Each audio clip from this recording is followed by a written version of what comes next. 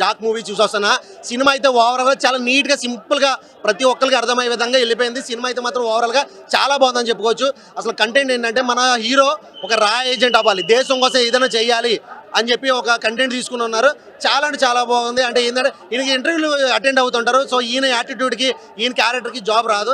So job రాకపోతే ఏమైంది, నేను ఇంటర్వ్యూ అంటే నేనే ఏజెంట్ అని చెప్పి ఈయన సొంతంగా ఫీల్ అయ్యి సో కొన్ని సీన్లు పాకిస్తాన్ వాళ్ళు పట్టుకోవడం, టెర్రరిస్టులు పట్టుకోవడం ఈ ప్రయత్నాలు చేస్తుంటారు. ఈ ప్రయత్నాల్లో మన రియల్ ఉంటారు కదా మన రా ఏజెన్సీ ప్రకాష్ రాజ్ గారికి వీళ్ళకి కొన్ని కాన్వర్జేషన్ జరుగుతూ ఉంటాయి. సో అవి చాలా ఫన్నీగా అనిపిస్తాయి. మన సిద్ధు జనాల్ గడ్డ అంటేనే డైలాగ్స్, ఈ సినిమాలు కూడా వీళ్ళిద్దరి మధ్యలో డైలాగ్స్ అయితే మాత్రం నెక్స్ట్ లెవెల్ పండిందని చెప్పుకోవచ్చు.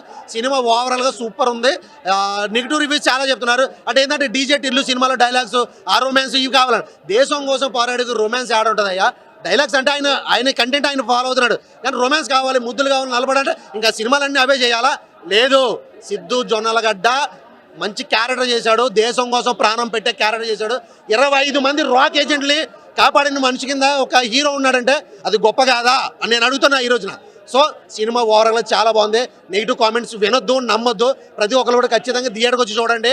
ఆ ఓటీటీలో ఐబొమ్మలు ఇందులో చూడాలనుకోవద్దు, థియేటర్కి వచ్చి చూడండి. దేశం కోసం ప్రాణాలు ఇచ్చేవాళ్ళు ఎంతమంది ఉన్నారో కూడా అంతమందికి ఈ సినిమా అంకితం చేయాలి. ఆ విధంగా ఉంది సినిమా మాత్రం. జాక్ పాట్ అని చెప్పచ్చు.